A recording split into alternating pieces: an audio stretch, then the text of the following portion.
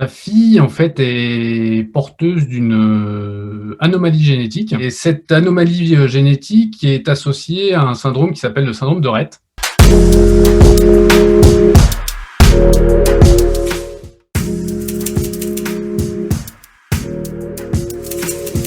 L'impact, je sais pas, après il y a des ajustements. Il y a des ajustements, il faut gérer tout ce qui est rendez-vous. Il faut gérer la prise en charge des soins. Alors, un des trucs rigolos, c'est qu'au moment du diagnostic, en fait, je venais de changer de travail. Je pense que quelque part, ce changement de poste m'a aussi permis de me projeter, moi, ça a été un échappatoire quelque part. J'ai toujours été transparent vis-à-vis de mes managers sur ce sujet-là. Moi, la priorité, je la donne à la prise en charge de ma fille. J'ai des plages horaires dans mon agenda qui sont sanctuarisées. Mes managers sont au courant et sont compréhensifs. J'ai de la chance, ce qui fait que derrière, j'ai une organisation un peu particulière, de la même manière que mon épouse, hein, mais comme beaucoup aujourd'hui, c'est sûr que quand on peut pas être, on compense par ailleurs, quoi. Donc aujourd'hui, il n'y a pas forcément d'impact au niveau de nos postes respectifs. On donne la priorité à la prise en charge de nos filles. On arrive normalement à occuper notre poste.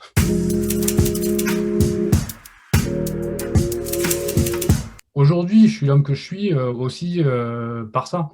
Ce que je veux dire, c'est que ça me ça m'a changé quand même sur la perception des choses, sur certaines perceptions. Parler du professionnel, ça me permet d'avoir un certain détachement. Alors je dis pas enfin, on met pas tout, en parallèle et sur le même pied d'égalité, hein, c'est pas ce que je dis. Ça relativise un peu.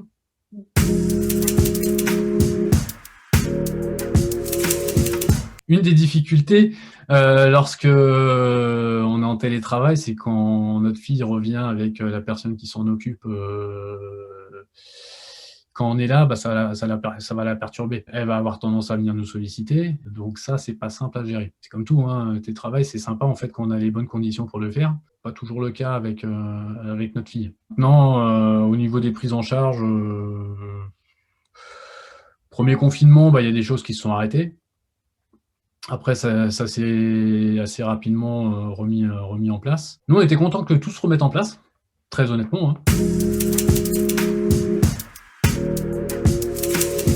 Aujourd'hui, notre grande est quasiment complètement autonome. D'ailleurs, de temps en temps, elle voudrait être beaucoup plus autonome, mais on essaie de mettre le frein à main pour notre cadette, hein, donc celle qui est porteuse du syndrome.